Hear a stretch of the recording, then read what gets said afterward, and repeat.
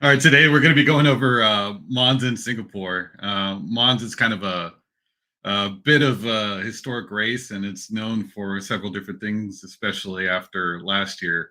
A lot of people had a kind of a very negative, semi-mixed experience, and we're here to kind of break that down and hopefully share some knowledge with some people who've been there, mostly been there a couple of times, and it could definitely help share the info to help set some expectations and just get a general idea of what's going on. And then we're also going to be touching on the Singapore Grand Prix, which is it's been around for a while. It's still a fairly new circuit, especially compared to Monza. But that one is definitely on the other side of the spectrum as far as organization goes for a Grand Prix weekend. It has a totally different vibe, but it seems like the only similarity is that you get some Formula One cars on track. And so today we're joined by Greg from FanAmp. Hey everyone.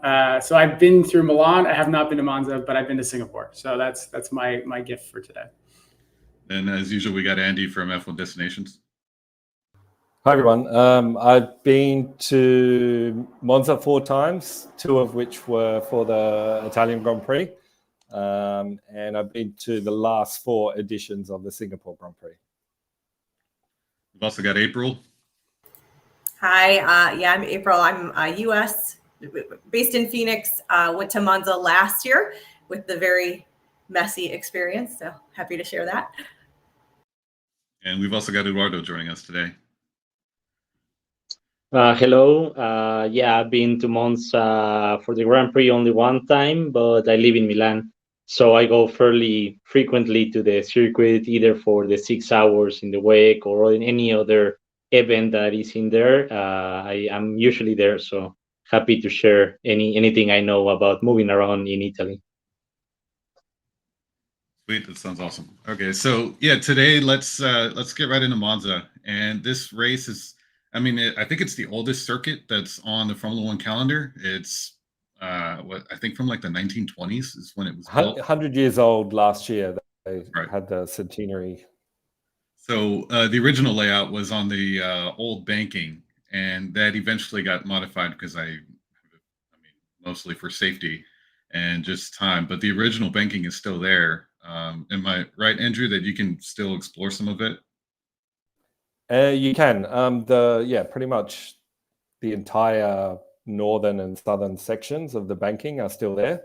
And last time I visited the circuit in May, it was a non-race day, and the northern half was open. It's probably worth noting that if you go to the Italian Grand Prix, you know, it will be off limits on Friday, Saturday, Sunday. I'm not sure about Thursday, potentially, and Monday. I think there's a good chance you can visit the banking. It seems like they kind of, I mean, just like most Grand Prix, they have a lot of areas closed off leading up to the event, just for organizational kind of coordination and for logistics to get people and things in and out of the area. And so I haven't actually been to Monza. I've been in and out of Milan a couple times, going out to MotoGP.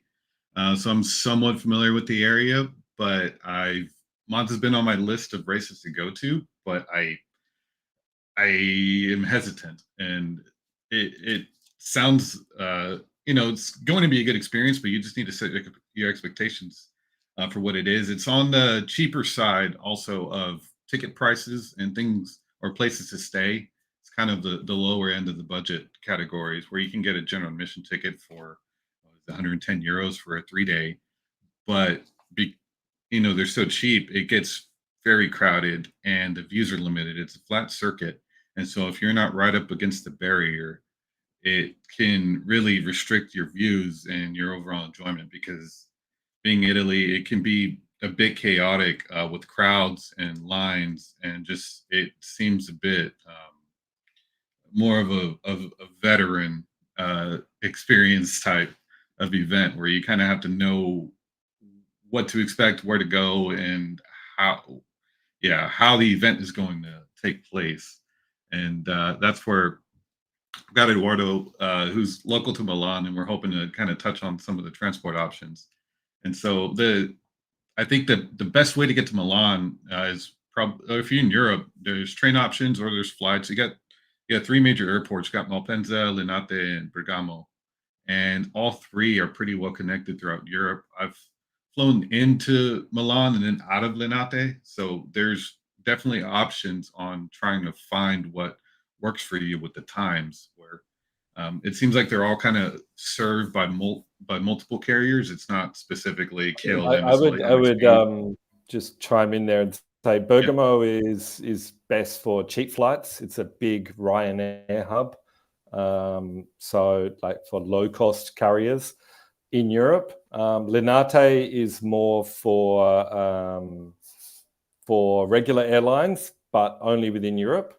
And Malpensa is kind of the main international, or, you know, with a lot, it's got the most connections, including, you know, to USA, other parts of the world. Yeah, and just adding to that, as far as connections to Milan, because Bergamo and Malpensa are a bit away from the city, all of them you can take a bus that takes you right to the center of Milan, to the central train station of Milan. In the case of on Linate, you can even get there by subway, because it was open exactly this year. So this is going to be the first year that you can actually get to Linate just with the subway. So all three airports are super well connected to the city of Milan. I think there's also a train from Malpensa to the central. Yes, Milan. and there's an express available as well, which we're lucky enough to get. Yeah, April, did you fly? Where did you fly when you flew into Milan? We connected through New York at JFK and then went into Milan. And then took the express into the city center and stayed in the city center. Yeah. Okay. When I flew from New York there for the Imola race this year, it was the same, like New York to Milan, but it was a direct. It was really easy. Flights are actually really affordable, especially relative to a flight to Rome. And then that train, I booked it in advance, and you couldn't change the time, at least on the ticket that I bought. But if you can buy it in advance, and it was pretty cheap. Yeah, and I mean, the advice that I give to everyone that gets to Malpensa is the train leaves every 15 minutes, literally. There are two main train stations that they get in the center of Milan, Cadorna and Centrale. The ticket cost, I think, 13 euros, something like that, 13 euros. And you can buy it, pay contactless right before you board the train. So super convenient, super easy, and super fast to get to the city. So to pay, is it just like a Apple Pay or, you know, Google Pay, whatever's on your phone? You don't need to have a special app or anything? No. You can use any contactless payment method that you have on your phone, or you can also use, I mean, if you want to pay with cash because you have cash, or you want to pay with another card, there's always vending machines that you can also use to buy the ticket. So any option of those you can use, and it's super convenient, honestly. Yeah, and that I use that the vending machines that were right in the station, just paid with a credit card and hopped on. Sounds incredibly easy. It is, yeah, honestly. I mean, compared to the rest of the experience of the Monza GP, getting to Milan, it's actually convenient and easy. Okay, so let's talk about once you're in Milan, where am I going to stay? What's the best places to stay? Is camping an option, or do we want to stay at hotels in certain areas? Because I know staying in Monza can be pretty difficult because a lot of the accommodations either get booked by teams and staff, or they just have the regulars where it's more of a locals only thing, and it's pretty difficult to stay there. So it seems like the most viable option and easy is probably to get some accommodations in Milan. But what are the best areas or best options to stay at? Where have you guys stayed? Where I stayed, we actually were in Italy for a couple of weeks and bookended in Milan. So started there, ended there, stayed in a hotel right next to Central Station.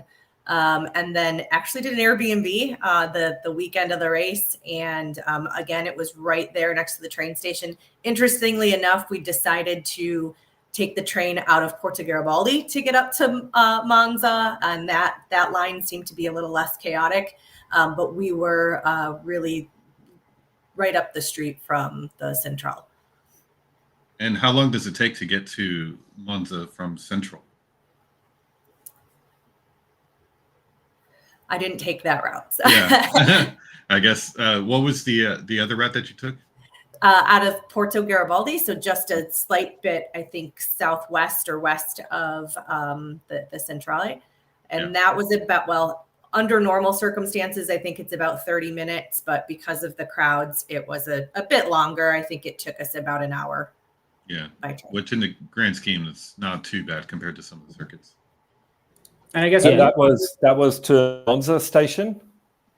That was actually to the one that is near Gate D, so the far north east side of the track. And give me one moment, and I can pull up the name of it exactly. Yes. Diaz-Lesmo. Yes. Yeah. I also took that one on Sunday. That there are express trains to that station on Sunday only. There's a lot more trains on Sunday. I think it only takes 20 minutes from central Milan. But if you want to go to that station, you can go Friday and Saturday as well. There's just less frequent trains and they stop along the way. But also it depends where you're sitting at the circuit, because that's kind of in the, I'm not sure if I'm looking at the circuit.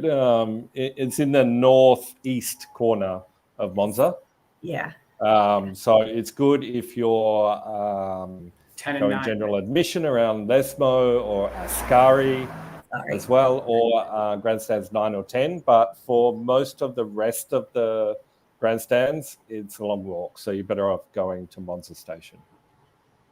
And so if, what are the, I mean, is it easy to find a hotel, or is it something where it's mostly local brands that are bookable compared to, say, the most popular things like Hilton, Marriott, things like that?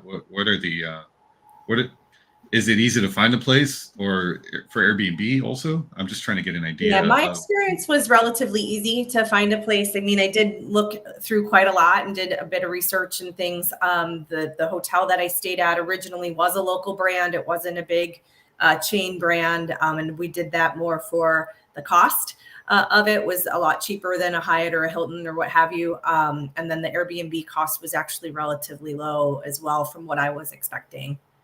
Yeah, I've stayed at some Airbnbs in Italy, and they're surprisingly cheap, and everything's worked out for me. I know it can be hit or miss, and it seems like it's more common in North America for hosts to cancel and raise the price and book on a different platform. And I feel like it's less common in Europe, or at least in my experience. I'm usually pretty upfront about it and just let them know, hey, I'm here for the Grand Prix. And, do you have any, I usually ask a kind of an open-ended question of like, what's the best way to get to the circuit, or things like that. And I feel like it helps kind of engage a little bit, and it can, I don't know, I feel like it might be more inviting than just, I don't know, just being another booking. Milan is a big city. It's, I think, either the second or third biggest city in Italy. It's a modern city by Italian standards. So you have everything from cheaper hostels and Airbnbs to like international brands of hotels where you can stay. So if you book with time, there's definitely an option for every budget that you can find in the city. And the city is also super well connected. So I would say, if you don't find anything close to Centrale or close to Porto Garibaldi, you can search anything that is close to a metro, a subway station, and you can get to Centrale in 10 minutes, 15 minutes at most. So the city is very well connected with the public transportation. So it's definitely an option to stay not really close. I mean, obviously it's ideal, but if you have to stay somewhere else, it's also fine. The city is really easy to navigate, honestly. Awesome. One other suggestion. The first time I went to the Italian Grand Prix in 2014, I stayed in a northern suburb of Milan, which is kind of halfway between downtown and Monza, called Sesto San Giovanni. Yeah, there's a train station there, a metro station, and it's actually also a bus, the Z221 bus, which goes direct from that station to Monza, to the circuit, in fact, which is also another good option. You can actually see it's like right below the 15-minute mark Yep. on that train. Yeah. And Eduardo, is there any areas that you would avoid staying at? Is it because for me, the way I like to travel is I like to be close to more local restaurants, and I Okay. mean, it just something I like to stay more in a residential area and not something that's super touristic. Like say, I haven't been to the Duomo, but I don't know if it's more tourist heavy in that area compared to being somewhere else in like a more residential neighborhood that's available through an Airbnb. What do you Yeah. recommend? Yeah, definitely. I mean, if you want to stay like right, really close to the downtown, almost everything in the downtown of Milan is very touristic.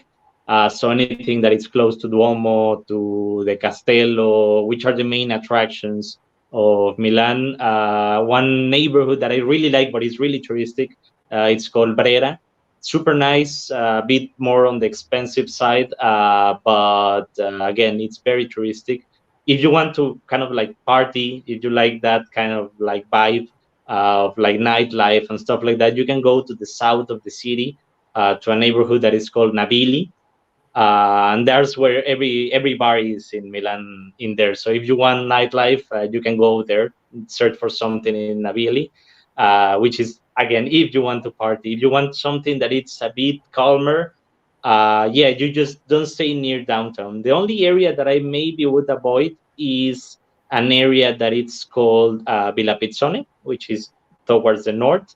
That area is a bit sketchy, so I wouldn't stay there. But apart from that, honestly, everything that is close in that highlight in the image area, it's pretty nice. It's easily connected. The area around San Siro is also somewhere that it's calm if if there is no game, obviously. If there's a game, it's like staying in Monza. But yeah, I think those are nice areas to stay. And what about safety wise? Like, is it dangerous at night, or is it somewhere where there's usually plenty of people walking around?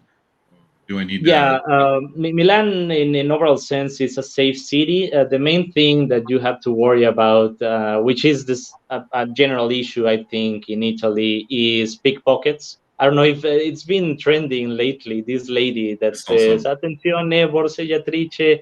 I don't know if you've seen it on TikTok. It yeah. has become like a bit of a viral thing, and it's because yeah, that's the main thing that you have to worry about in Milan. Just if you get to the public transportation, if you get to the subway and it's a bit busy, just be mindful of your own belongings and stuff like that. But apart from that, I mean, there are some people that say that around Centrale, it's mostly maybe you are going to find some homeless guy that is just looking for shelter. If you don't mind them, they are not going to bother you. It's just you mind your own business and nothing bad is going to happen. So yeah, I think it's a really safe city. I mean, in 2 years that I've been there, nothing has happened to me. It's just applying common sense at the end of the day. Just yeah, with that you're good to go. Yeah, April, how was your experience while just Yeah. walking around and exploring?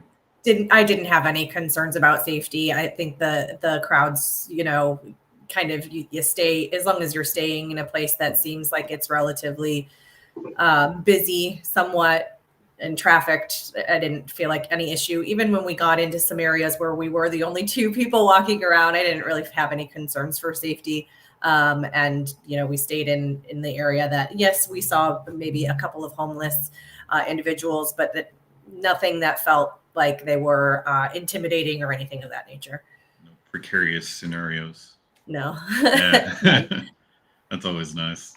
Because the I guess what the most common thing that I always hear about is, oh, you need to be careful of pickpockets. Like I was just in Paris and everybody always says, oh, you need to be careful about pickpockets.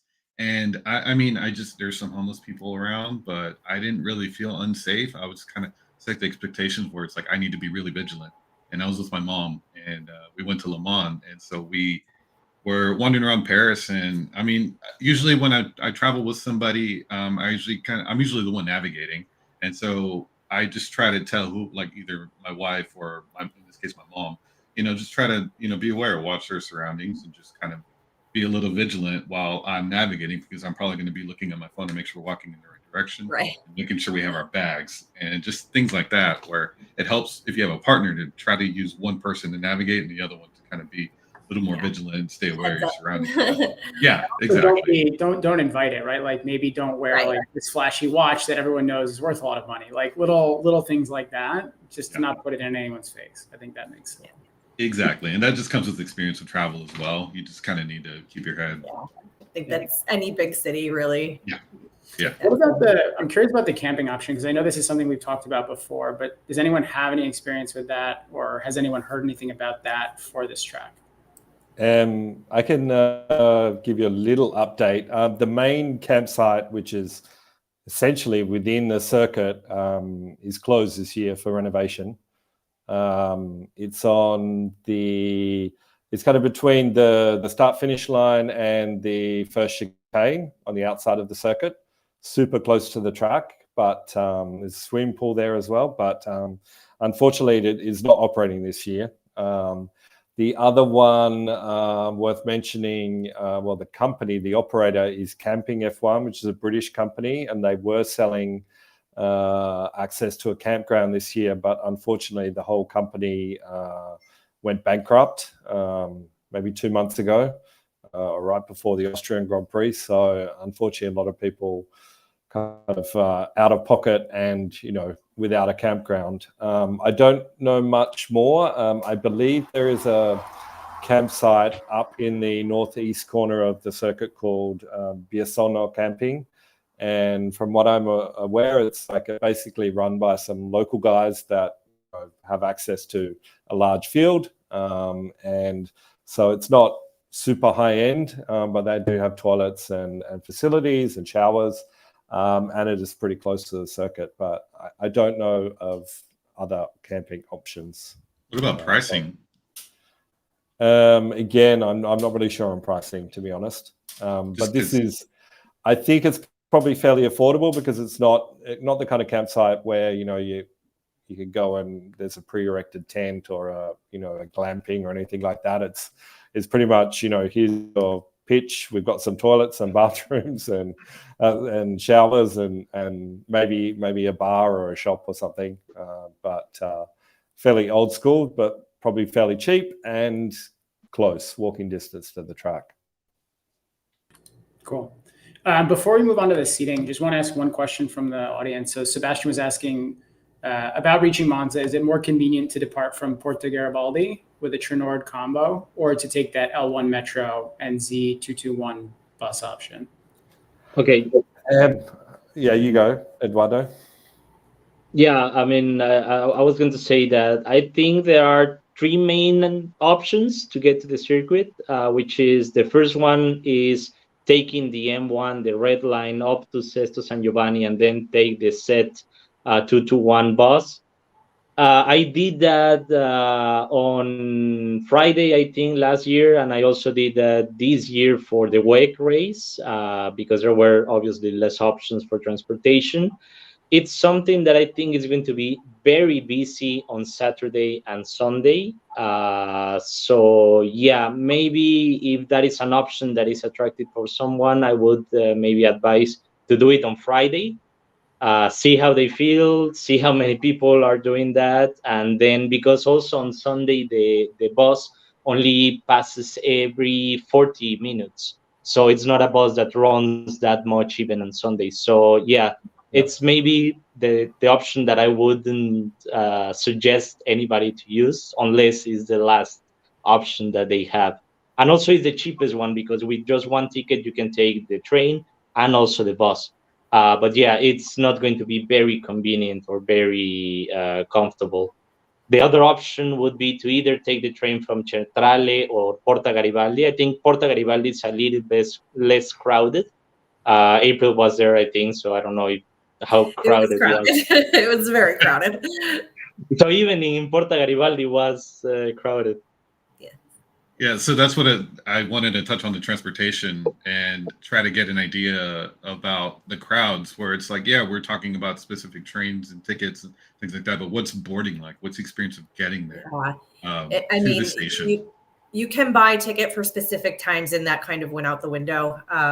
So it was just whatever car you can get in and train that's departing that you can get on. That seemed to be the experience. I will say, it was mentioned before too, if you're going to take the line that's out of Porto Garibaldi, it may depend on where you're sitting. For me, it worked because we were in Grandstand 12, which is in the Ascari. So with that, we were needing to enter from that side anyway. If you're sitting in some of the other side of the track, it might not be the best option for you unless you have planned for a lot of walking and gridlock of just foot traffic as well. And I've made that mistakes. Some other things worth mentioning, just quickly on the bus, the Z221 bus. I definitely take your point, Eduardo, that probably on the weekend and race day, it's not a good option, not enough buses. But on Friday, the thing about that bus is you can get really close to a lot of the entrances to the circuit. So whereas when you take the train to the Monza station, followed by the shuttle bus, the black shuttle, even when you take the shuttle, you're still kind of a long walk from a lot of the gates. So less walking involved with that one. But the Trenord combo, I think it's €10 a day. And to be clear, that includes the train ticket and the shuttle bus from the Monza station, which essentially goes through the southern part of the Monza park to the gates, or close to the gates at the southern part of the circuit. So it's good for Parabolica, it's good for the main straight, not so bad for the first chicane as well. And then Friday, we had heard last year about a potential impending rail strike for Friday. So we had a rental car that we were intending to return on Thursday and take the trains the rest of the weekend, but decided to keep the rental car for Friday. Driving in and out on Friday was very easy because the crowds were much lighter. Definitely from what we saw for Saturday and Sunday, I don't think I'd recommend driving. I think the other thing that's worth mentioning is just like how you think about the travel overall. Like even for Canada, right? Like if you either had to go before you knew the crowd was going to get there, or you had to be willing to wait a bit, because it's just, no matter what you do, there's so many people going through that you just have to plan around all of that, I think. And so like any of these options could work if you're planning ahead. Sure. And one other thing to note, I'd say for Sunday, I would definitely consider taking the express train to Biasonno. I mean, let's not forget, Monza is in the middle of Monza Park, which is one of the largest city parks in Europe. So it's not like you're going to be walking along the side of a, expressway or something. You're going to be, even if you have to walk 30 minutes or 45 minutes, you're going to be walking through a beautiful park. Normally the weather's good as well. So, be ready to walk, but be also ready that it's a nice walk. It's pretty flat. There's nice paths, infrastructure in the park. So, whichever way, there is going to be some walking, but don't be afraid of walking, because it's a really nice place to walk. Are there some vendors and things like that in the park on that walk that can kind of break it up a bit? There are dotted around, especially on race weekend. There's food trucks and drink stalls and things like that. Stuff like that makes a 40-minute walk seem like not too big of a deal. Yeah, exactly. Plus all the fans. Greg, before we move on real quick, I wanted to try to touch on the shuttles a bit because it looks like there's the black shuttle, and then there's, I think, 2 other options that go from Monza station to the circuit. Eduardo, do you know about those?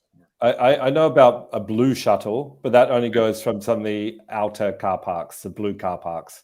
Okay. I think there used to be another, like a purple shuttle, but that was also for car parks. Okay. So in terms of shuttle buses, it's like from Monza station to closer to the circuit is the black shuttle.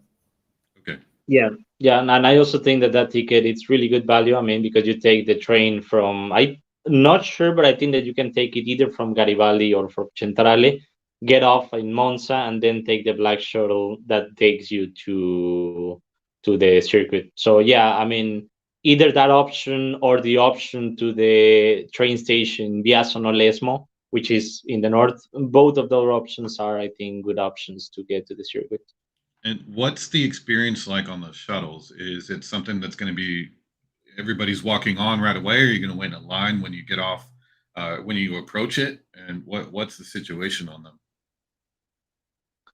Yeah, last year I didn't take the shuttle, but I wish I had. There is a line. I mean, I remember that when I got off in Monza, because what I did on Saturday was I actually walked all the way from the Monza station to the circuit. But yeah, there was a line because obviously the amount of people that is going is just very much. It's a large amount of people. But yeah, I mean, if you don't feel like walking, it is going to save you a long time. But I mean, like you say, if you like walking and if you want to just spend some time in the park, it's a nice walk. And also the atmosphere in the town of Monza, it's really you can already start to feel like the party and the tifosi experience when you get off in the Monza station. So that is the nice part about this. Yeah, that sounds awesome. All right, cool. So let's talk about the ticket options. Grandstands are probably the better option compared to general admission. General admission, or prato as they call it, is cheap, but being a flat circuit, the views are pretty limited, and so you really need to get there early and get a good spot up at the front, and hopefully nobody towers over you with a makeshift uh, scaffold that they like to build in Monza.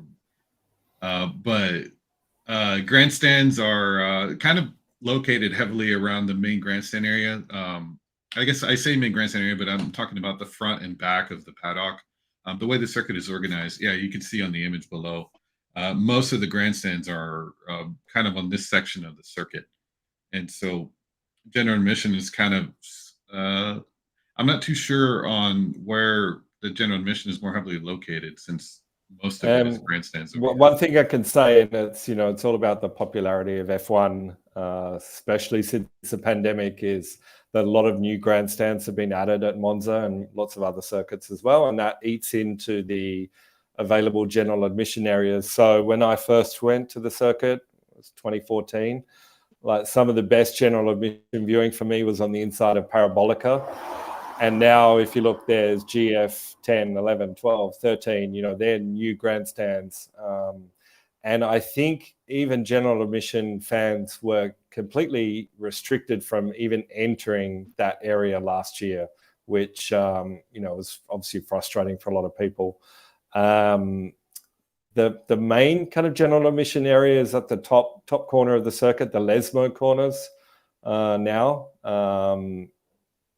And then it's just where you can find a gap or, between the grandstands, that kind of thing. But that area inside Parabolica is kind of, off limits now, I think, to general admission, which is pretty disappointing.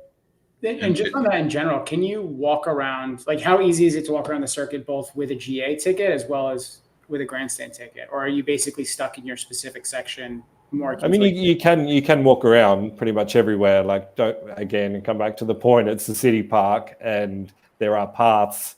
If you look at the kind of, it looks like the western part of the circuit here, but it's actually the northern part of the circuit. But inside the circuit, there's paths leading, different directions. So you can walk through the park, to see different corners and different areas. I actually remember the second chicane where you can see grandstands 9 and 10. I remember that being a good spot to watch, between the grandstands, essentially. I did have a really difficult time walking around. We came in through Gate C, which brings you in near 8A and 8B. And we were sitting in 12 and we could not get over there just because of the way that the foot traffic and unfortunately vehicle traffic, we were sharing the same path and it was just gridlock. We could not. Because you would have had to take a tunnel under the circuit, correct? Correct. And it was just, we were at a standstill for nearly 45 minutes. So we figured we're not getting anywhere. So we turned around and we exited and we went up back in through Gate D to get to our seats. So don't make that mistake. I would say that was probably the biggest lesson learned that we had, is to really do go for the gate that is closest to your seat if that's where you're trying to get to. Once we were there at 12, though, it was no problem for us to get around to the paddock area. That was very easy to walk around and get through that area. Eduardo, where have you sat for this race? I was sitting on what in this map is the 23A. So at the end of the Parabolica. I mean, it was nice because we had a screen not so far. We could see all the cars going inside of the pits. So yeah, it was I think a good seat. But yeah, like you were mentioning, all the area of the inside of the Parabolica, at least last year, was closed for general admission because you had to take Like a bridge? a bridge. Sorry, a bridge that take you from around 21E to the inside of the Parabolica. So they checked your ticket in that bridge, so you couldn't access the area of the inside of the Parabolica unless you had a ticket for that area.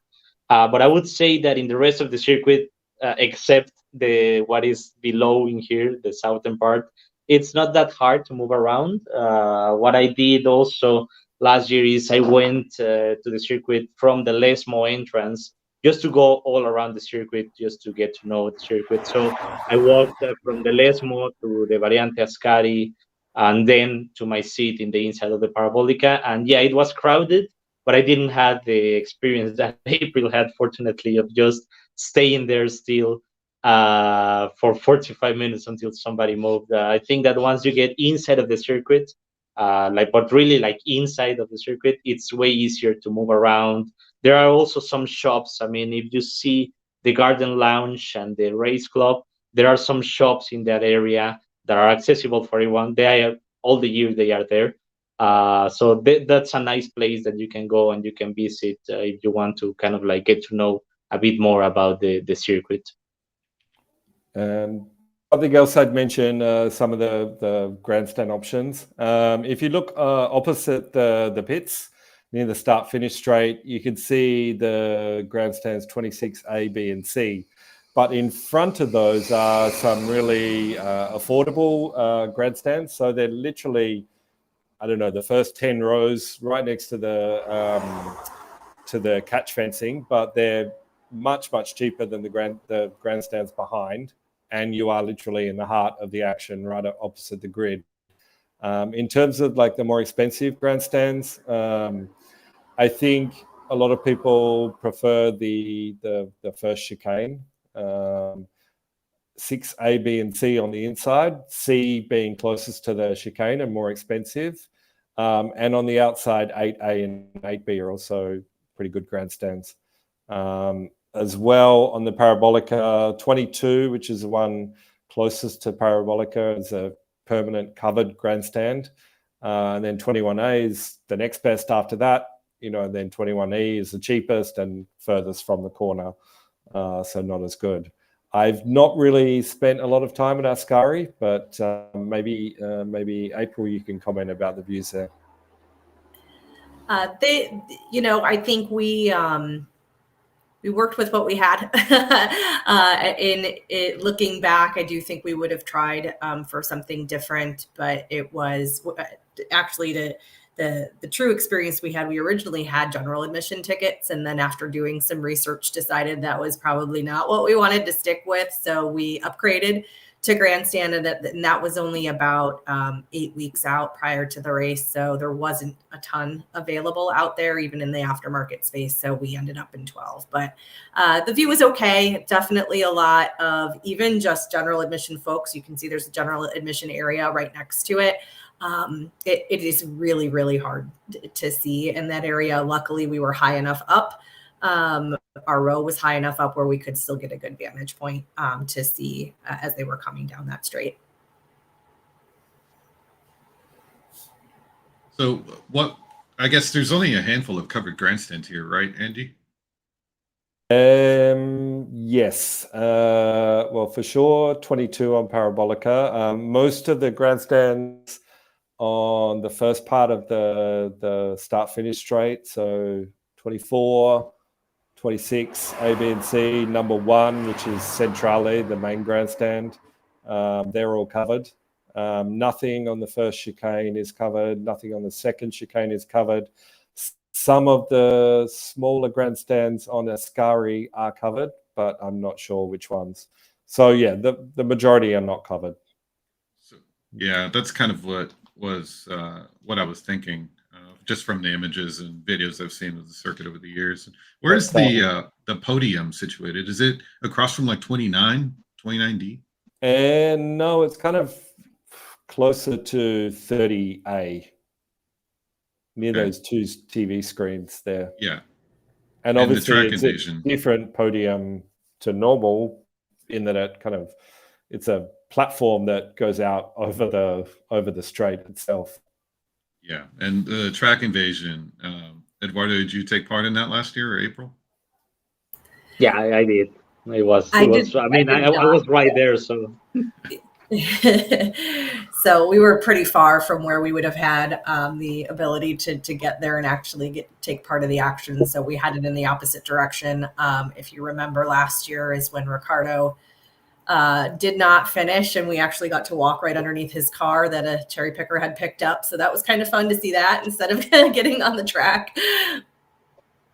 Yeah. I would say if you are not in one of the stands that is closer to the main straight, you need to get going at some time before the race ends. I mean, several laps before the race ends.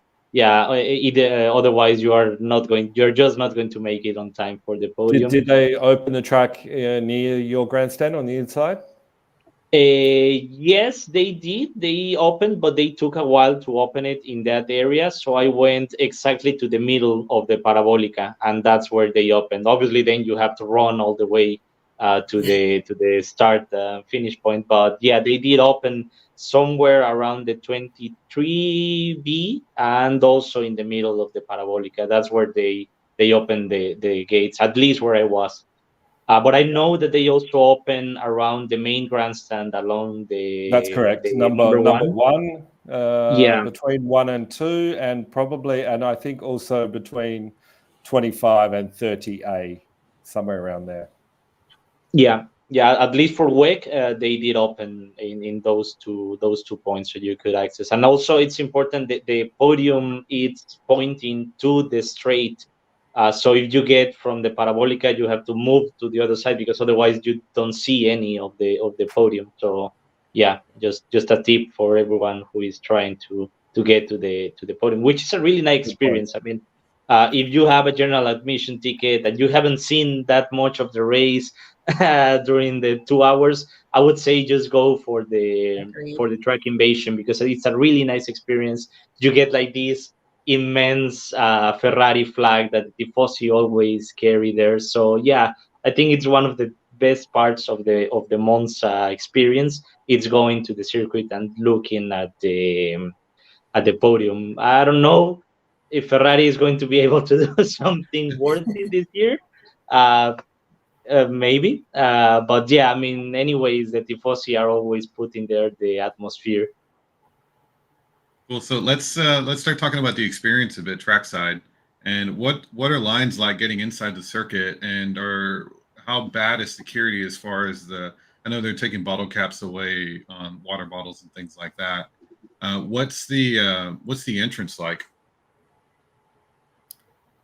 The queues were long, but it seemed to, in terms of security, it seemed to loosen as the weekend went on. Last year, it looks like it changed this year, but last year bringing in a refillable flask was prohibited. I saw that was on the allowed list this year, so that's great. But I had one in my bag on Sunday last year, and they didn't take it. Did take a bottle cap on Friday. So we learned the lesson, put the bottle cap in your pocket when you walk in, and that was fine. No issue. We literally, right on the other side of the gate, took it out, put it back on, and nobody stopped us. It seemed kind of arbitrary that they were taking them. But the queues were long for everything. So I think that's just one thing to be prepared for. And is it also true last year that they were doing a second security or ticket check, like outside each grandstand every time you came in and out? Yes, that is, at least in our grandstand. I think we were reading about a couple of horror stories in one grandstand in particular where that was not happening, and it was a little chaotic with some folks taking seats that were not theirs. But in our grandstand, at least, we were having to check in and out every time you went in and out. Like, did they physically scan your ticket, or did they just look at it? They scanned ours. And Eduardo, is that the same thing that you experienced over at 23? They tried, but honestly, the amount of people that was getting in and the amount of people that they had scanning ticket, it just wasn't enough people. So I think on Saturday morning they were scanning all tickets, but then Saturday afternoon and Sunday they were just visually checking your ticket, and if you had the right ticket, you could go in. Seating was also a bit more complicated, at least inside of the Parabolica, because the seats were just like two lines that were painted in there, and they had like a sticker. But as the weekend went on, the stickers started to fly away, so you didn't knew which was the number of the seat. So yeah, I mean, another advice is locate your seat early in the morning, so you don't have that experience of your ticket of your sticker just flying away. But yeah, they do check the part about the correct grandstand that you are in, and also in the entrance, because I think that that was something that a lot of people were asking, was about the power banks. Last year they weren't allowed, and I think that for this year they have this weird prohibition about certain weight for the power banks. I'm not sure how they are going to try to enforce that. I just know that last year I got in with a power bank, no issues. Again, it's just, I mean, it's yeah, I don't know why they prohibit the power banks, but I think that for this year I read that they were also on the allowed list, but up to a certain weight. 300 grams. Yeah. It's, And it, yeah. every security gate is going to have a T scale. That's crazy. I Just don't bring a understand. 10-pound dumbbell and figure out more or less. You need to ask for the calibration certificate on that scale. Yeah. I mean, that's almost an essential, or it is an essential, right? Because your cell service is bad, your phone dies pretty quickly. Yeah, I just stayed on airplane mode the whole time to not drain my battery so I could still take photos, but that was really all I needed. We grabbed a screenshot of the circuit map and the calendar of events to know what time everything started, and then just left it at that. Yeah. One other piece of advice for that was someone had said this and it worked well, was you can change what frequency your phone connects to. So a lot of people's phones now connect to the 5G network, but you could choose to go to a 4G or 3. And because people are not on that band, you actually can get better connection. So that's also worth thinking about. That's something that I've done. It typically works. That and just repinging yourself. I have an iPhone and it lets you select 5G auto, 5G off, LTE, and sometimes I just toggle each one and just toggle airplane mode and just not necessarily being patient, but I just cycle it on and off, and eventually I can usually get some kind of service, actually enough for timing.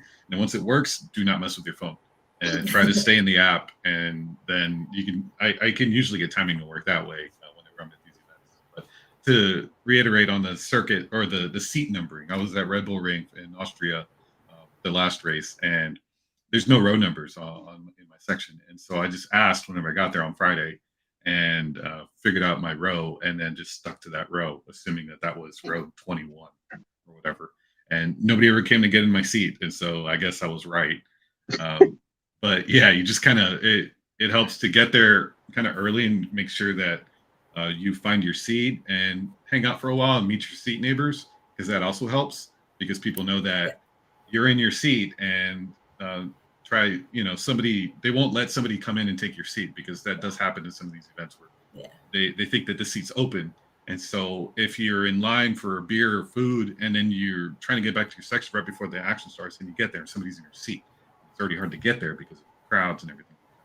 And so it helps to try to get there early and make sure that people know you're there, because I feel like just having that presence alone can help have a better experience. There's one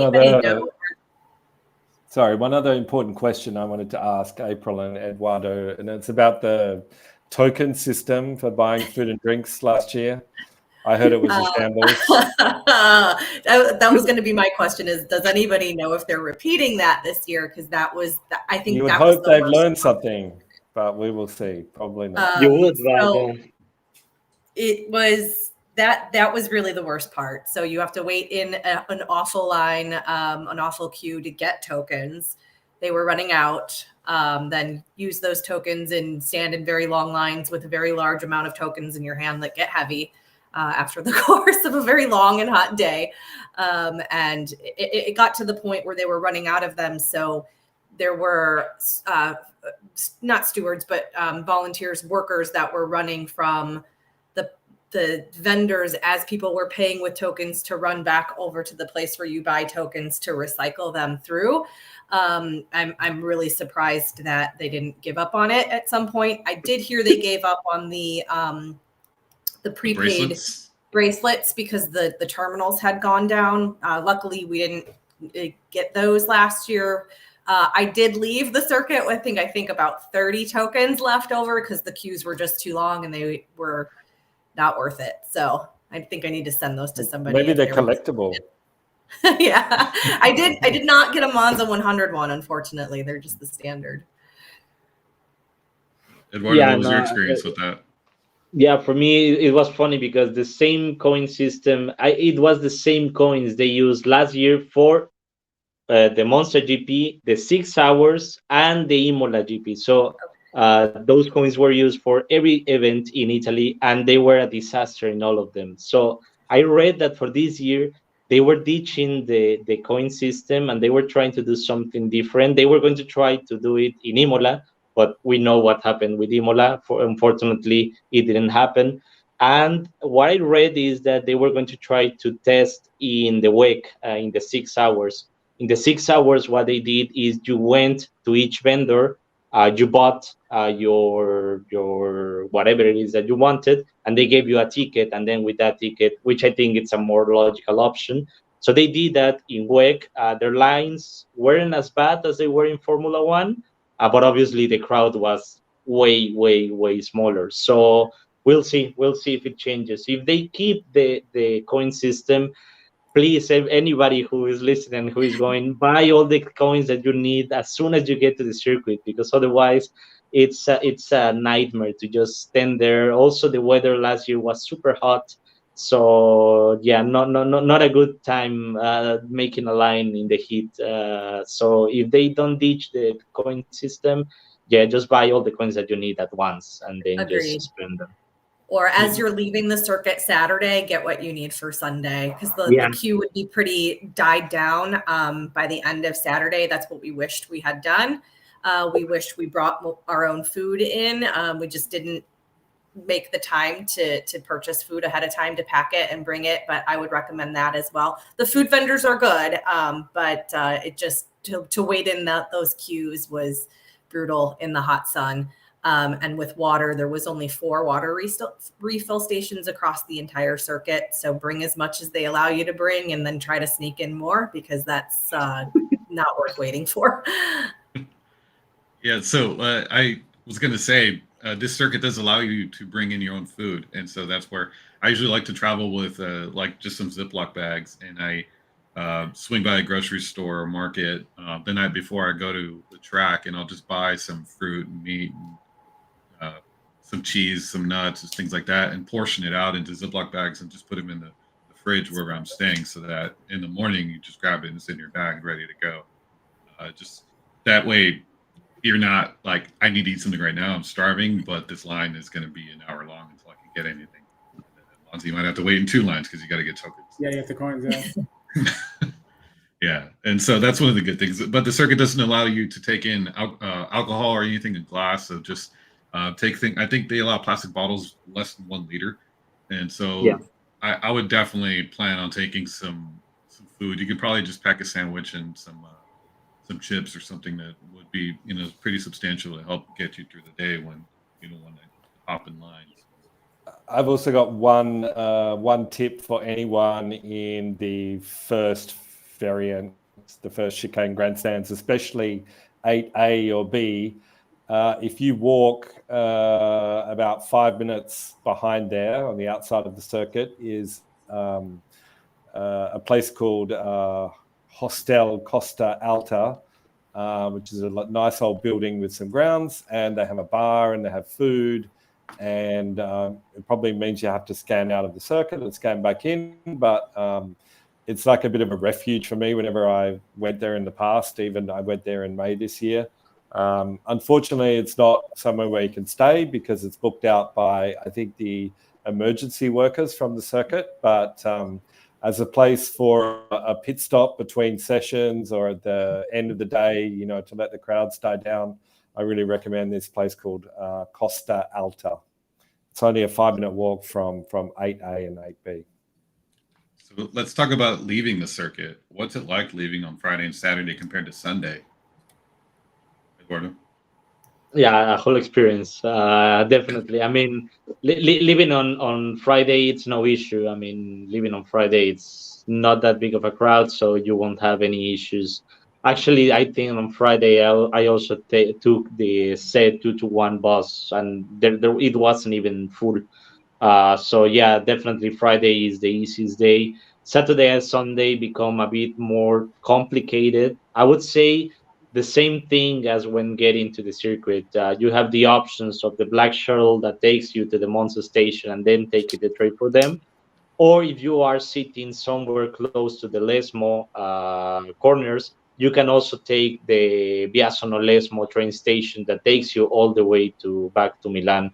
I think that if you are in that in this map, the north part of the circuit, I would say Biasono Lesmo train station is the best option because you don't walk that much. It's literally right outside the circuit.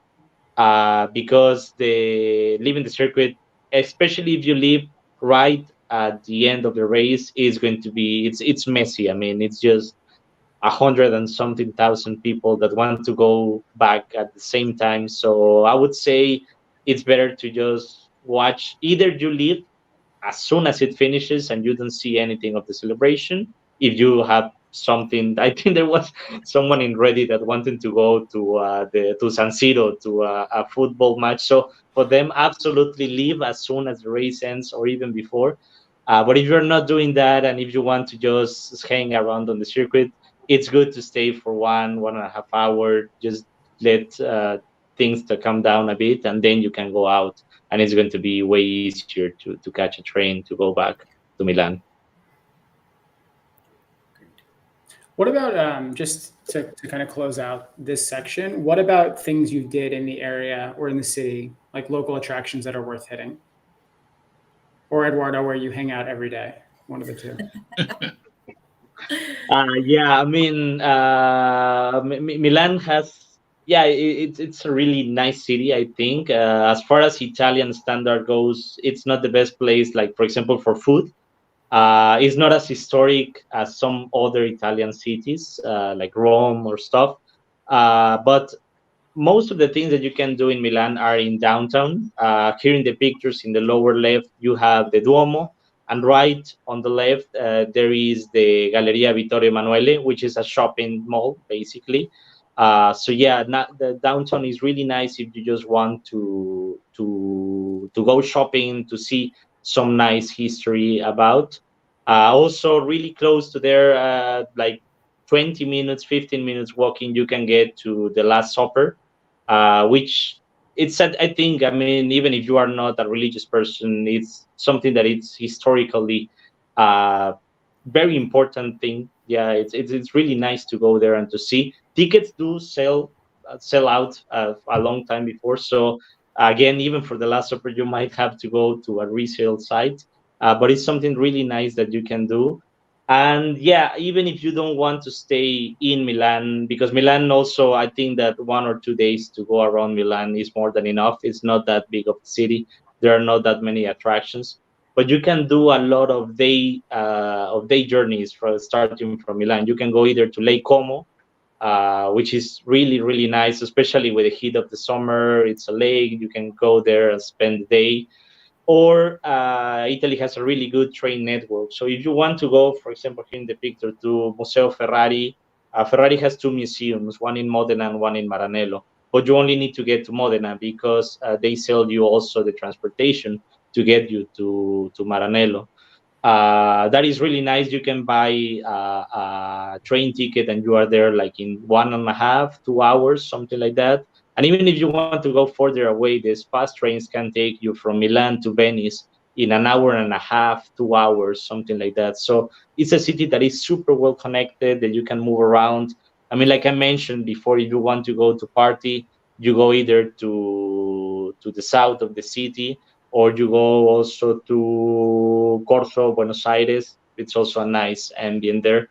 So yeah, I mean, shopping, partying, it's a nice city, I think, overall, just to spend a week even in there. You can also head down to Misano or Rimini and go to the beach, go to Catalica. That whole area is just incredible. There's a lot of really good food, a lot of good places to go, and it's really well connected with either trains or if you have a rental car, you drive down there. We had a car. We were staying on Lake Como, a little bit north of Como, though, the few days before coming back down to Milan for the race weekend. And then we also, on the way, we did have a car. We were driving. We went to the Alfa Romeo Museum, which is just outside of Milan. So that's another stop you could make as well if you've Ferrari'd out. Yeah, I've been to the Ferrari Museum in Maranello, and that's a really cool experience. There's a lot of the room that they have of the historic F1 cars with all the trophies. It's just like, I got all emotional. I'm not gonna lie. Yeah, it was pretty awesome out there. Yeah, and if you have a car and you want to drive, also all the area around Bologna is it's full of car history. You can also go to the Lamborghini Museum, to the Pagani Museum, Ducati Museum. So it's full of things to do if you are a car fan. It's full of things to do, and that is easier, especially those smaller museums, if you have a car. If you don't have a car, it's a bit harder. But yeah, it's still worth doing for sure. Motor Valley is what they call it. Exactly. It even has its own touristic website, motorvalley.it, I believe. Yeah. I think you need to rent a supercar and go to all the museums. And that sounds like a plan. I rented a Fiat, or I guess it's an Abarth 596. It was some special edition. That thing was awesome. I turned it on, it just like grumbled. And it's it was a four-cylinder turbo, and I was keeping up with a Porsche on the tollway going way faster than it should have gone. Yeah, because a little better than the 500L rented, but yeah, it was a fun little car, and I drove that from Milan to Misano for MotoGP. And on the way back, I ended up getting a parking ticket I got it like 9 months after the fact. Turns out I went down a lane I was not supposed to at the airport. And so you just need to be careful if you do drive in Italy to make sure you pay attention to signs and stick to where you're allowed to go, or else you might get a ticket 9 months later. And it just makes no sense. It was only €20. I just paid it because I don't want to risk anything. Next time I go to Europe, being able to rent a car. And any of the state. Yeah, it just, yeah. Well, it was weird because I got mail from the Vatican. I was like, what? And then it was a traffic violation. Yeah, I just logged on and paid it. No, whatever. All right. So that's it. I think we've kind of covered pretty extensively all of Monza. Yeah. And I think we're going to move on quickly and cover Singapore. It's definitely a lot more organized and collective. So yeah. And so today April and Eduardo were joining us just for Monza.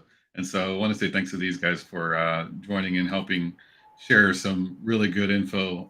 April, are you on the subreddit as well? I am. So it's my name backwards. So it says you Slurpa. It's April Sue backwards. That's me. If you've seen me asking questions or answering questions, that's me. What's your next race, April? Well, we did Silverstone last month, and then we're heading to Abu Dhabi in November. Good choices. Mm-hmm. Yeah, and Eduardo? Yeah, me too. I mean, if you've seen me around in Reddit, I am as Mapache Villa, which is my nickname. So yeah, if you see me there in Reddit, you can say me hi. I love to help people. So if you have any question, I will try my best also to answer to anyone who has any questions. Will you be at Monza? No, sadly no. This year I went to the 6 hours and also to the 24 hours of Le Mans. So I had only one race for Formula One, and I chose Imola, and then it didn't happen. So yeah, I chose wrong. So yeah, unfortunately there won't be Formula One for me this year. But I mean, anyways, the 24 hours was worth it, honestly. Nice. Looks like I'm the only one going this year to Monza. Yeah, I'll be at Zandvoort for a couple weeks. Given all of the messiness from last year, I would go back. It is absolutely worth it, as long as you're. It's an amazing place. Yeah. Cool. Well, thanks for joining us. Thanks, guys. Yeah, thank We'll you. see you later. Ciao, ciao. Thank you. All right, so let's switch over to Singapore. Let's talk about that for a bit. So it's a fairly new circuit compared to Monza. I think it joined in 2008. Does that sound right, Correct. Andy? Correct. Yeah, so 2008 has a bit of history as well. Infamous race. Yeah, Crashgate. And if you're a bit into the history side of Formula One and you like the drama, because this is in the Bernie days before social media, or I guess it was kind of before social media too. But there was an incident with what was his name? I'm going blank on his name. Nelson Piquet Jr. Nelson Piquet Jr. Yeah, sorry. And between him and to help his teammate, who was Fernando Alonso, help get a better result. And it's pretty drama filled. There's a really good book written by Mark Priestley, who was a McLaren mechanic at the time, who wrote a really good book. He was I believe Lewis Hamilton's mechanic, and it has some pretty good insight from the paddock. It's really worth reading if you're into any kind of history or just some inside info on Formula One. But so Singapore is a street circuit. It's at night, right through. I mean, it looks like the middle of Singapore just from all the aerial views. It seems like it's a true. It's pretty central. Yeah, it is like the downtown. Yeah, it's It's probably called Marina Bay area of the city, but it's right there. Yeah, and so it seems like it's one of the original destination circuits. It's kind of what started that kind of. It's also path. the original night race, the first full-time night race in F1. Yeah, and so nothing. The circuit is streets, but it's kind of purpose built on part of it, right along the. I think if you visit Singapore any time of the year, the pit complex is there. It's a permanent structure. I think some of the hospitality that gets built on top of the pits is temporary, but the pits is there all year round. The rest is pretty much streets. Yeah, because as you get close, you'll start to see the barricades going up, and you know that the whole city's getting ready, and it's all like a lot of it is main road. Yeah, so I haven't actually been to I've been to Singapore at the airport. I spent like a 10-hour layover there, which I ended up getting a hotel inside the secure area of the airport. So I didn't have to leave security, which is really nice. That airport is incredible. And doesn't count, Adam. I know. That's why I was like, I saw some trees, but I didn't. I saw Singapore from the plane. I saw a bunch of the harbor. I saw the circuit. I saw the paddock, but I haven't been. And so it's definitely on my destinations. It's so far to get over there for me, and it's just the other side of the world. But it's really well connected. And if you have the time to get out there, I definitely recommend it because it seems like a real destination circuit. But so Singapore it's really well connected, like I said, and you can easily catch a flight from Europe or Asia or North America. It's just it can be very long depending where you're coming from. Also, Australia is probably the closest place that's a different continent. But most of the flights will connect unless you're coming from Europe. I did, but it's not America, it's not Europe. Okay, well, I can tell you that flight time from Perth, Western Australia is I think only about 6 hours. Melbourne and Sydney is more like 8 to 9 hours, I think. Yeah, I never realized how far it was because I went to Bangkok for a wedding and I flew from LA to Tokyo, spent a week there, and from Tokyo to Singapore, it was like a 6-hour flight. And then from there, we had a connection. It was another 2.5-hour flight to Bangkok. And so if you're traveling to get out there, I think the best, there's so many things that you can experience while in that part of the world. And it's definitely worth taking some time to have the Grand Prix kind of at either end of it, because with the flight options, you can kind of book something either before or after the Grand Prix and then go back to Singapore, then go back to wherever you're coming from. And the city's so well connected that even if you're looking to save some money on the long haul flights, you could even fly into Kuala Lumpur, which is really close. I think it's only a 45-minute flight. Yeah. And you may end up, saving a lot more on the main flight to KL, and then buying $100 connecting flight from KL to Singapore, for example, or even taking the train. That's what I was going to say. You can take a train, or I guess there's day trains, there's night trains, there's buses, there's things that it gives you an option to get to Kuala Lumpur and then explore that area, and then make your way down to Singapore for the Grand Prix. After spending a few days kind of hopping around, and I would definitely take advantage of being in that time zone and try to get acclimated to it. Yeah, and you can see they have Petronas Towers. So not only the Mercedes sponsor, but they're like the icon of KL. So yeah. And one area that I flew to before the wedding that I went to in Bangkok, we flew down to Krabi, which was probably a lot closer to Singapore than Bangkok, but AirAsia flies in and out of there for pretty cheap. And also, I think Singapore Airlines has Scoot, which is another budget airline, which I think is owned by Singapore. Yeah, and it has Silk Air, which is like some traffic here. Silk Air, which is like a regular alternative to Singapore Airlines, which is owned by the airline as well.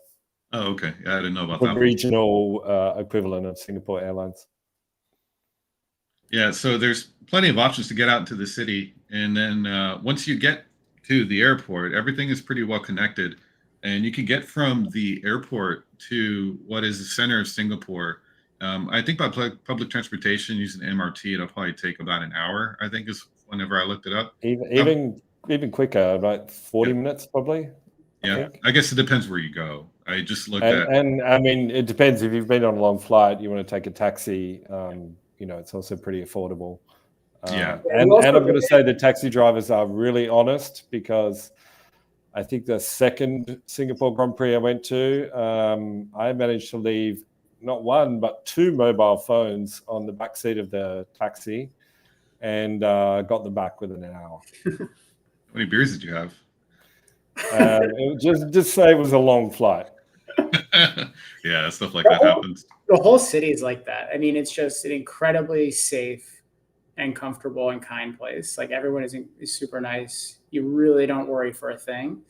And I was there for several months and loved every minute of it. I just think it's really easy to get around. And the cab, maybe 20, 30 minutes. And if you take a lot of these long haul flights, at least from the US, you get in really late at night. And so there's no traffic. It's also a country that monitors the number of cars on the road, or has like regulations around it. It's very expensive to own a car, so traffic is usually not that bad. What's the language like? Yeah, and English is like, will have no problem at all. There's multiple languages. I forget the official one, but I believe there's three. Hindi, Chinese. Yeah, I think, and then English. Mandarin and English. Yeah. But pretty much everyone speaks English. The only issue you might have is, some like stronger accent in English, but no, it's easy to get by in English for sure in Singapore. Yeah, it's Malaysian. Malay is another one. Malaysian, that's right. But yeah, it's incredibly easy. Like, you will not. Everything's in English. It's very easy to navigate. Yeah. So once you're, I guess. What I had thought about trying to get to that race this year, so I did some planning for it a few months back, and I had looked at staying at a hotel just outside Chinatown, which everything seems to connect really well by the MRT to get to the circuit, to get around the city, and just explore everything in general. But I guess there's two distinct areas right next to the circuit, which are Chinatown and Clark Quay. Is that how you say it? Clark Quay. Okay. I had a feeling. So Clark Quay seems like the more going out at night party area.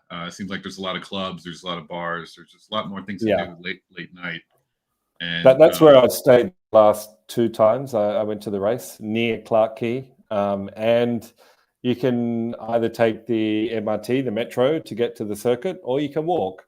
And so my friend and I think most times we would take the metro to get there, so you don't get all hot and sweaty, arriving at the circuit. But at the end of the day, maybe because the concerts happen on the Padang stage, which is a big open area, which is in the direction of Clarke Quay. So it's, you kind of watch the concerts halfway walking home and then, walk the rest of the distance. Yeah. So what's in Chinatown? Is it more kind of touristic or food driven? What's there to It's do? more food driven. I think there is some nightlife. I've never really gone out, but quite close to Chinatown is another area called Boat Quay, which is kind of also, as the name suggests, on the river, but it's close to the circuit in Clarke Quay. And it's where all the skyscrapers are, all the large business towers. And essentially in front of those, next to the river, is like a series of old shop houses, so like old buildings. And that's where a lot of the nightlife is. A lot of restaurants, we're sitting next to the river, and clubs and bars and restaurants. So between Clarke Quay and Boat Quay, there's a lot of your kind of late night scene after the racing action and the concerts are finished is to go to one of those two areas. Yeah, and then Sentosa is like the resort island. So it used to be a fort, I believe, way back in the day, but now you'll find a lot of beaches. There's these like I guess like a day club. Theme parks as well. Warner Brothers. Yeah. So theme parks. There's like day parks and things where you can sit by a pool and hang out with a beer. So a lot of different like outdoorsy activities. And I would recommend Sentosa as a day trip if you're there for a few days either side of the race. But in terms of as a place to stay for race weekend, I would avoid Sentosa because it's a good distance from the city centre. So what are the prices like for hotels? Or is it strictly hotels? Is there a BB an option, or what have you experienced? It's mainly hotels. I mean, I haven't personally. I'm trying to think. No, I've always stayed in hotels for the race when I've gone, and unfortunately, they're expensive. The good ones, it's hard to get rooms. And I'm trying to think how much I paid last year for a 4-star hotel near Clarke Quay. The room was pretty small. The hotel was quite nice. I had a swimming pool. But US dollars, it was probably somewhere around $300 to $400 a night, which is fairly pricey. Yeah, it seems like Singapore seems to be more on the higher end of places to visit. And so I think. Yeah, I mean the city does have hostels. Does have kind of cheap 2-star hotels, which are pretty basic and not going to be right downtown, but will be close to MRT stations, which still works. And it's also got a concept of capsule hotels. So kind of essentially between a hostel and a hotel, in that you have a small space in a room, which is your own, a capsule. It's your own little pod. Yeah, exactly. How about the racing experience? So there's a bunch of different options. We said GA wasn't a great option in Monza, but here we were talking about it before we started, that it's actually really interesting or a great option for Singapore, and one you actually recommended the most, Andy? I would recommend the Premier Walkabout? The Premier Walkabout, exactly. I just forgot the name for one second. Because, I don't know if you got the circuit map there, Greg? There you go. So Singapore is one of those circuits that has different zones. So if you have a grandstand in one particular zone, you may not be able to enter the other zones. But the zone that is key is the one in yellow, which is zone 1. To be honest, a lot of the best grandstands are located in this zone. And pretty much if you get a grandstand in zone 1, then you can go to the other zones anyway. Whereas a lot of the other grandstands are in zone 4, the green zone on the west. And pretty much all of those, if you buy a grandstand in that zone, you can't go to the other zones. So it's worth remembering when you're buying tickets. So the Premier Walkabout gives you access to all the zones, but the last 2 times I've been with the Premier Walkabout, I've not felt the need really to go outside of Zone 1, the yellow area, apart from to see a concert on the Padang stage in the green zone, Zone 4. Maybe I spent some time there in Zone 2 and 3, but you have to remember there's a lot more people in Zone 4 than the other zones, especially Zone 1. And when it comes to Walkabout, they do sell just a Zone 4 Walkabout. So that's a lot cheaper, but it only gets you access to Zone 4. So the thing about Zone 1 is most people in that zone will have a grandstand seat. So there's less people in Walkabout, and so more chance to get a good view of the action. I can't guarantee that it'll be the same this year because the circuit has added quite a few new grandstands, particularly in Zone 1, around the last corner especially, which is where some of the best views for the Walkabout holders were.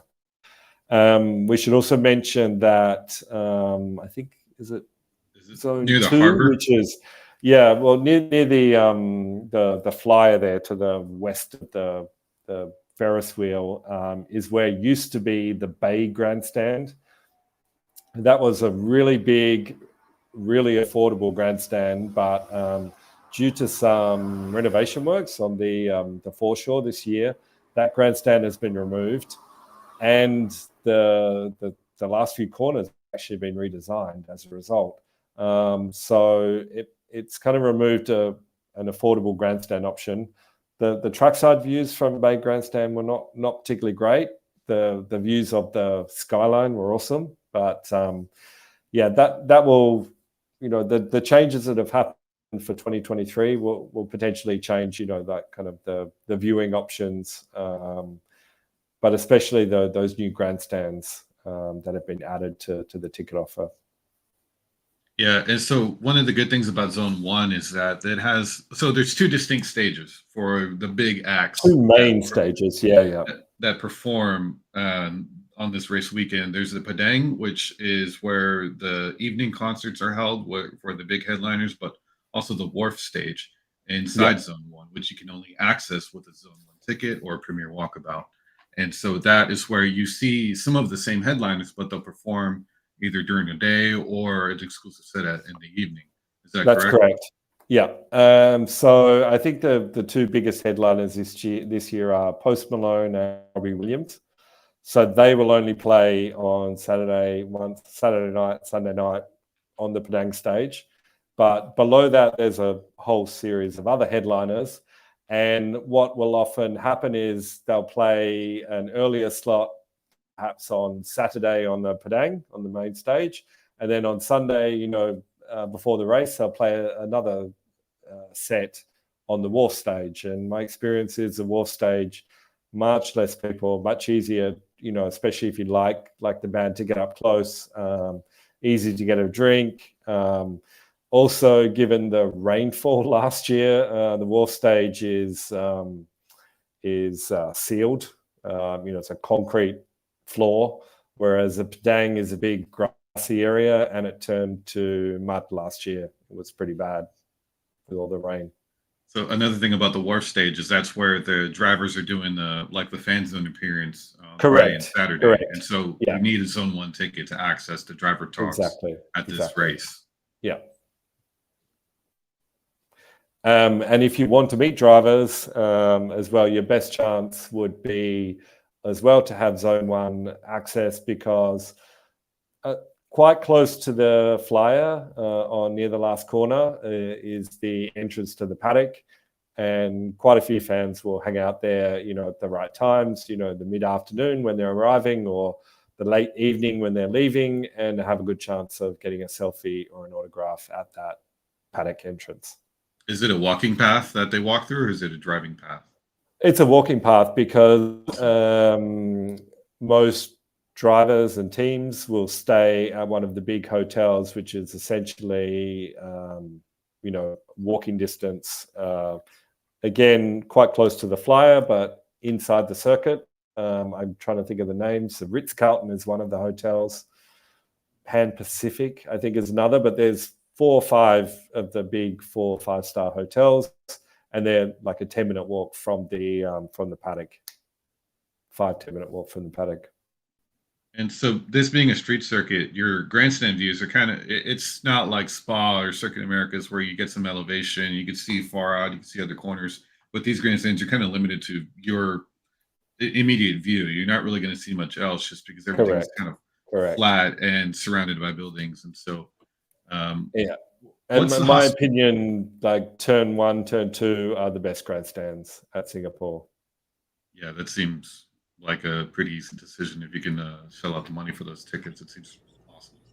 And then for the experiences side of it, it felt like you're basically paying up for a bit more hospitality, air conditioning, which is important, obviously, in that part of the world. But that's what you're basically buying into. Yeah, I mean, I haven't been lucky enough to experience the Paddock Club or any hospitality at all, in fact, in Singapore. Either working or as a patron, but from what I know and from what I've read and heard about the experience, the Paddock Club especially, I mean, it's more expensive than a lot of paddock clubs, probably not as expensive as the stateside races this year, but it is an incredible experience. They bring in, top Michelin star chefs, to do special themed cuisine and pop up different activations in the paddock club, and it's a really incredible space. And the same goes for some of the other hospitality spaces offered by the circuit. They are expensive, but the experience is pretty outstanding. Yeah, it just seems like a much more elevated experience where it's just a little bit. Like Greg said, the air conditioning is probably a pretty big factor in that because I'm sure it's just hot and humid. It is. There's a reason why it's at night and not during the day. Yeah. So let's talk about so the races at night. What are we doing here today? What's there to do in Singapore, or is it easy to do things during the day? I've personally always kind of flown in quite late, even Friday afternoon. So I've been to Singapore lots of other times as a tourist, but a lot of the F1 community, people working and teams and drivers and everything will sleep in and actually stay on European time.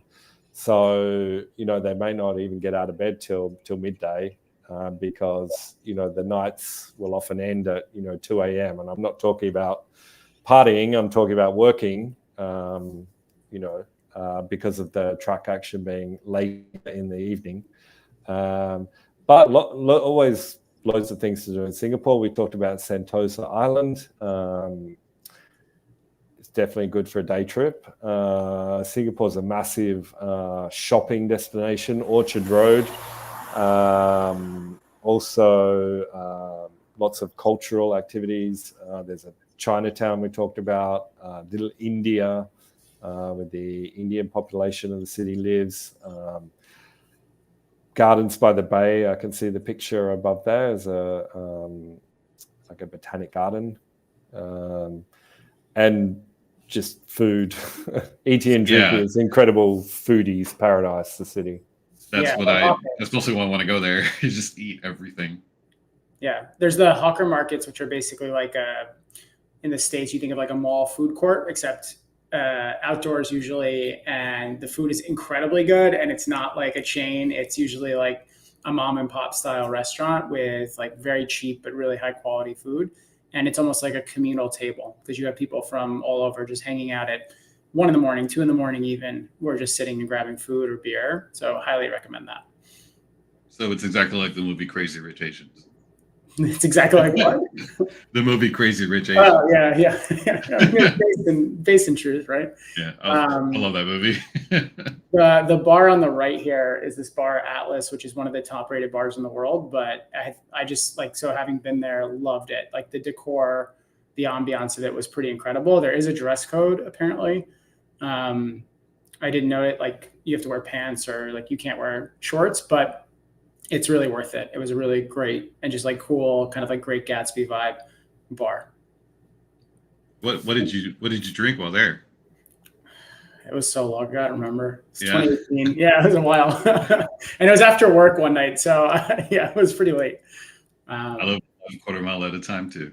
Yeah. And of course, Singapore, the Grand Prix is one of the big nightlife party races of the year, where you have, high-end parties like the Amber Lounge parties, but also, top DJs performing at clubs throughout the city. The city's also got some of the most incredible rooftop bars of any city in the world. Greg, you probably remember some of those. Yes, I forget the name of it, but it was Marina right Bay on the top of Sands. the skyscraper. Yeah. Marina Bay Sands. Marina Bay Sands. There's C'est La Vie is the main club there, but I've also been to one. I can't remember what it was called. Altitude, yeah.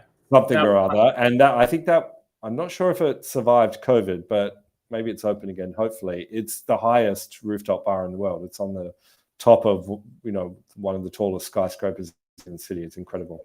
Yeah, it looks like it's closed, but that was really awesome. The Marina Bay Sands is definitely very, very touristy, and if you want to try and swim in that pool, you can't unless you're staying at the hotel. And I think on a normal night the room rates are $1,000 a night, so it's already going to be steep, let alone on a Grand Prix weekend. So just be mindful of that. But you could go up to dinner, or you can go to C'est La Vie, and so it's still worth checking out. But you're not going to be swimming in that infinity pool, which is always like the Instagram photo. Yeah, it seems like going up there. I just want to go up there and have a cold beer or something, just to enjoy the view and check it out, and just it's worth seeing. Just experience it. Which I guess one of those bars you can pay just to get up there, and what you pay goes towards your drink. Does that sound right? I can't remember which bar that is. That's correct. I don't know if it's still the case, but a few years ago when we went there, I went there with my family, and there was the option of going to the observation deck and paying, $20 per person just to go on the deck, or paying the same amount but getting it in consumables for C'est La Vie. So we did the second option and had a drink and had some food and, enjoyed the view, the same view, but, had a drink as well and something to eat. Might as well, if you're spending the money, might as well get something more out of it. Yeah, it's very comfortable. And I think the other thing that's worth touching on, you mentioned it at the beginning, but like the proximity to other places. And so you are 4 hours from Bali by plane, you're an hour and a half from Malaysia or less, whether you're going to the east side or like to where Kuala Lumpur is. Like the orangutans was from Kuching, and that was a scoot flight away, like super easy. Thailand, you can get to Adam where you were, or you can go even to Koh Samui, which is a nicer island in the southeast, and that's, I think it was 45 minutes. And then even Vietnam, you do need at least we needed a visa, but if you plan ahead, you could do that and then go through that country as well. And that was an hour and a half flight on another budget airline. So super, super accessible for any other part of the world. It's worth making that like a starting point. And this year I'm going to be going and doing Japan after. So Andy, I'll see you there for that. But like those are both a week apart. So it's actually a really nice trip, and you can kind of come back to the States by going back through Japan and make it worth the long flight. Yeah, so booking with Singapore Airlines, I was able to do a week stopover in Japan on the way to Thailand, and the flight ticket didn't change in price by doing a stopover coordinated with Singapore Airlines, and so that worked out really well. So I was able to tag a week before I went to Thailand for a week, and it makes it pretty easy. And I could have done the same thing, but instead of a week in Japan, I could have done a week in Singapore, and the price wouldn't have affected anything. But yeah, I definitely recommend Ao Nang Beach in Krabi. It's an incredible part of Thailand. It's just all the beaches in the Southeast Asia. I've been there too. I love it. Yeah, it's amazing. Yeah, it's such a cool place to go to, and that's one of the places I really want to go back to. It's just so far. Cool. All right, guys. I think we're going to round this thing out. We've been going for a little while. It's getting late here. It's a lot of good info, though. I feel like some people will hopefully get some pretty good use out of this. Yeah, and if anyone's going, we're going to be doing meetups in Singapore. We'll do it in Japan. We won't be doing it in Monza But pay attention to the community because people have been organizing sort of grassroots ones. And so there might be a group, there's definitely going to be a group of people who are going. So it's worth staying tuned to that for. Yeah, and so there's some stuff on the subreddit on our Grand Prix Travel. We've got some stuff coordinated through FanAmp. We've got our group chats going. Join those group chats and just share info. They get pretty active during race weekends, and we've also got some all chat, just some really good bases to touch on, or to join in FanAmp. Greg, I don't know if you want to mention any of the other bases you've got started in FanAmp. Yeah, so we've had Fan Behavior runs a podcast, the fantasy formula for people who are focused on like F1 fantasy. Grand Prix Travel obviously has been great for going to all the races. So we've had a lot more and more popping up, and it's great to just see the community continuing to grow. And so whether you're a fan of the sport in any capacity, it's worth checking out. And then obviously Andy with the guides, being able to access all of that for like any of the races we've talked about or anything else on the calendar. It's an awesome sort of ecosystem. So if you have any questions at all, I think the best thing to do is just to come in and get involved, because people are incredibly friendly, and it's just made the experience, even when I've been going to races for the first time for myself this year, it's made it just a much more easy and fun and like connected experience. And if you're ever just looking to get some general info, check out Andy's website, f1destinations.com. Andy, do you want to give a quick summary on some stuff? Well, we've been doing travel guides for every Formula One race for the last 10 years. Always looking to add the most up-to-date, correct info and new info. And yeah, just keep it all up to date and useful and relevant for fans to go to races. Yeah, there's some incredible detailed info on there. And also just join the Grand Prix Travel subreddit and join the community. I mean, even if you just lurk, there's a lot of people who are willing to contribute and help and just share some info. And also, I've got some stickers. If anybody's interested, just shoot me a message and I can send some your way. I'd ask you just pay for shipping or something, just $1 or $2, but I can get some out to you guys and just throw them up at some circuits around. I put some up in random places, and I've gotten pictures from people who send me them or send me pictures of my sticker. And it's pretty funny to see that I've put them up in some different places over Europe and here in North America. But yeah, if you want to kind of be a little bit more part of a community and spread some info, just the Grand Prix Travel logo, but feel free to reach out and I'll send some your way. But yeah, so we have a meetup happening at Zandvoort. If you've made it this far, we'll be at Zandvoort. I believe all three of us will be there. It's going to be at Club Nautique. Going to be after qualifying, but it's on the walking path between Zandvoort aan Zee, which is the train station, to the circuit. And so it's right in the middle of everything. We can wait out some traffic together and have a beer. There's going to be food available. We've got a reservation going. So expect us there. And if you guys are bored or just want to wait out some traffic and meet some people, some strangers from the internet, feel free to, come hang out and talk. Cool. All right, guys. Well, we'll see you at the next one. Thanks, everyone. Thanks a lot. Bye.